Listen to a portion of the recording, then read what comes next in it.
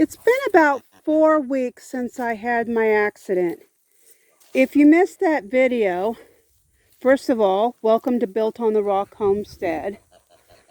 4 weeks ago, June 16th, my truck was totaled.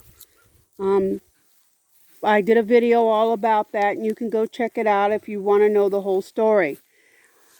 On that particular day, a friend took me to the ER over an hour away, and, well, they said nothing broke. Turns out they were wrong. Last Monday, that same exact friend took me to an orthopedist office where she took one look at the x-rays that the hospital had taken and told me my wrist was fractured. I'd actually gone for a second opinion because my wrist hurt so badly and really wasn't improving. I mean, teensy bit improving, but not much. Not like it should, if it was just, sprained or something. And so I had decided I needed a second opinion. And yeah, I wasn't getting better because my wrist is broken. Thankfully, it's healing properly. The first thing that I was told after I was told it was broken was that this type of fracture, they usually do surgery. I assume they mean pins and stuff. So I was sent in for another set of x-rays, and thankfully I am healing properly, and so I did not need surgery. And I'm so thankful for that. If this fracture had been caught on time, I would have been put in a cast. But since it had already been 3.5 weeks since the accident, I was given the splint. I love my splint. Mainly, I can take it off and let it dry out when I get hot and sweaty. And it's over 100 every single day. So I get hot and sweaty. And it's just not pleasant. So I'm so thankful not to be in a cast and to have this splint. I have to wear it except when I'm bathing or things like that. But, I wear it all night long. So it's a hassle still. But as you can imagine, gardening when it's, with a broken wrist, unsupported, undiagnosed broken wrist, in 100-degree temperatures has been incredibly challenging. Before the accident, I was chopping these sunflowers down, and they were all still alive, all green, and feeding them to the goats. Well, of course, that immediately stopped. I really did try a few times before I found out my wrist was broken. And it aggravated the pain. It really aggravated the pain a lot. And so I quit doing that pretty quickly. I did my best to water every day. I'd come out here at least once a day. If I was up to it, I'd do it twice a day, trying to save my garden. But people with no injuries have been losing their gardens to this heat. It's just been so horrible. Just absolutely horrible. Now, not everything has died. And I had 3 pepper plants between these 2 cherry tomatoes. And they're actually still doing well. And I was able to pick them up with just my left hand and then put them on a garden cart and haul them to another safe location, protected from hungry critters that would eat them up in one fell swoop. Yeah, can't have that. But this is overwhelming to me.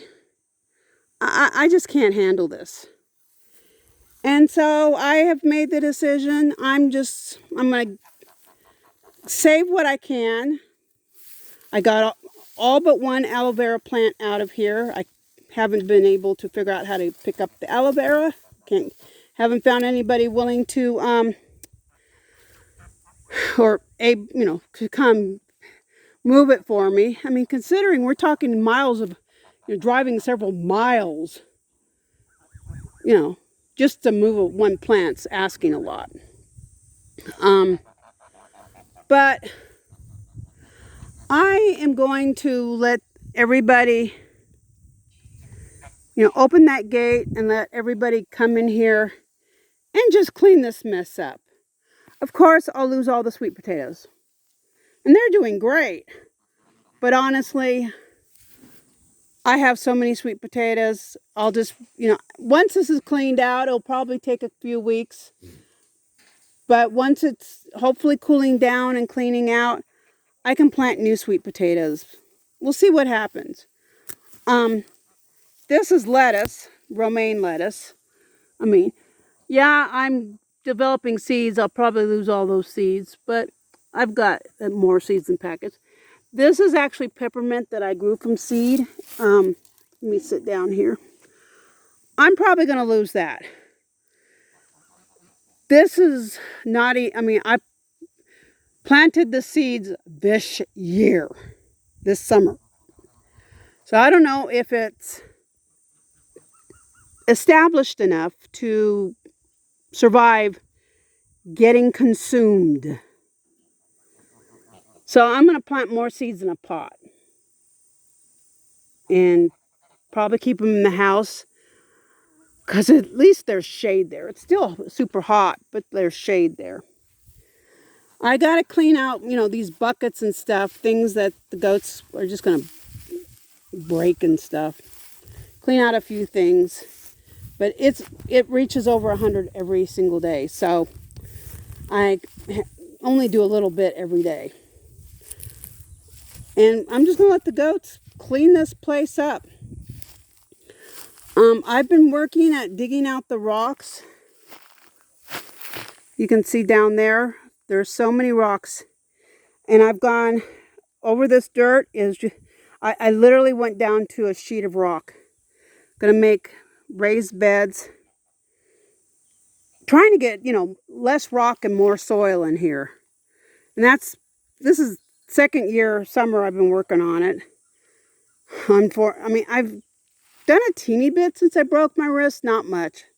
So honestly, everything I do is exhausting and tough. One-handed. Everything is one-handed. Though I am starting to do a little bit better. This splint has really helped a lot. And of course, time. It's been 4 weeks since I fractured my wrist.